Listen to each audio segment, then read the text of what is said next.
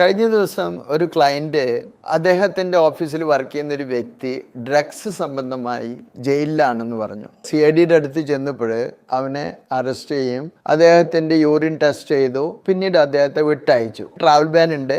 ഇദ്ദേഹത്തിൻ്റെ Emirates ID ഒരു സ്നേഹിതൻ ഉപയോഗിച്ച് പൈസ ട്രാൻസ്ഫർ ചെയ്തിട്ടുണ്ടെന്നാണ് പറയുന്നത്. ഡ്രഗ്സ് സംബന്ധമായിട്ടുള്ള ട്രേഡിങ്ങിൽ ആരെങ്കിലും അറസ്റ്റ് ചെയ്യുമ്പോൾ അവരുടെ ബാങ്ക് അക്കൗണ്ടും അവരുടെ പൈസയുടെ ട്രാൻസാക്ഷനും ഒക്കെ ആയിട്ട് ബന്ധപ്പെട്ട് സെർച്ച് ചെയ്യുമ്പോൾ ഓരോ ഡെപ്പോസിറ്റ് നടന്നവരെയും വിളിപ്പിക്കും.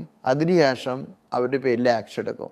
ഡ്രഗ്സ് ട്രേഡിംഗ് എന്നുള്ള കേസിൽ ഇയാൾ ഇൻവോൾവ് ആയി. സാധാരണ വരുന്ന ശിക്ഷ 25 വർഷം വരെ ജയിലും ഡീപ്പോർട്ടേഷനാണ്. നല്ലൊരു ലോയർ മുഖേന ഇത്തരം സാഹചര്യത്തിൽ നമ്മൾ ബിഗിനിങ്ങിലെ ഹാൻഡിൽ ചെയ്യണം. പിന്നീട് അവർ ഇൻവെസ്റ്റിഗേഷൻ കഴിഞ്ഞ് വിളിക്കുമ്പോൾ അവർ അറസ്റ്റ് ചെയ്യും. പിന്നെ അതിന് ശേഷം നമുക്ക് ജാമ്യം കിട്ടാൻ ബുദ്ധിമുട്ടായിരിക്കും. വലിയൊരു ശിക്ഷയിലേക്ക് എത്തിപ്പെടാനുള്ള സാധ്യതകളുണ്ട്.